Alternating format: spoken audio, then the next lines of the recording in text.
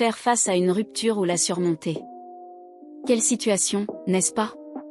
Tu avais fait des projets avec cette personne, pensais que tout allait bien jusqu'à ce que quelque chose se produise, que quelque chose surgisse.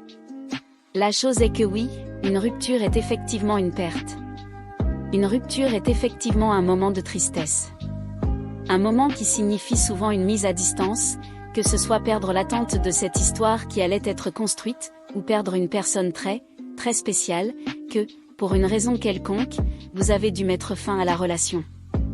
Plus on comprend et reconnaît que oui, une rupture est une perte et un processus de deuil, plus on se permet de ressentir la tristesse.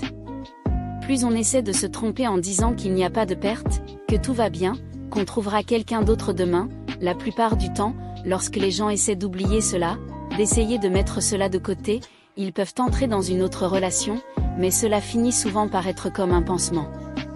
Ce n'est pas idéal. Ce n'est pas juste ni pour toi, ni pour l'autre personne. Bien sûr, cela peut marcher. Bien sûr, cela peut très bien fonctionner, mais ce n'est pas la recommandation que je te donnerai pour aujourd'hui. Donc, le conseil que je pourrais te donner aujourd'hui est de prendre de la distance par rapport à cette personne. Même si elle n'est pas décédée, tu as toujours besoin d'un peu de distance.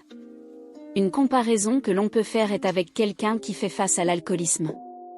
Lorsque nous avons quelqu'un en phase de guérison de l'alcoolisme, le conseil est de ne pas passer devant un bar.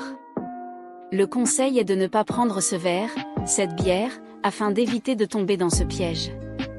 Alors, tout comme ces pièges que nous avons, par exemple, je vais juste lui demander ceci, je vais juste éclaircir ce doute avec lui et ainsi de suite, non, essayons de couper ce contact pour que tu puisses te donner du temps, faire face à cette situation et éventuellement ouvrir ton cœur à une autre personne.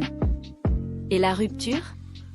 La psychologie la considère effectivement comme une perte, un processus de deuil. Un thérapeute peut être utile dans ce parcours, surtout si tu as des difficultés à faire face à tout cela. Donc, la psychothérapie t'aidera non seulement à organiser les émotions que tu ressens, mais aussi à réfléchir aux actions que tu entreprends, à les comprendre et à prendre le meilleur chemin possible pour toi. Ici à Eureka, nous avons des professionnels soigneusement sélectionnés pour t'aider en ce moment. Si tu souhaites prendre rendez-vous avec l'un de nos thérapeutes, n'hésite pas à le faire, d'accord? Merci beaucoup pour ton attention. À bientôt.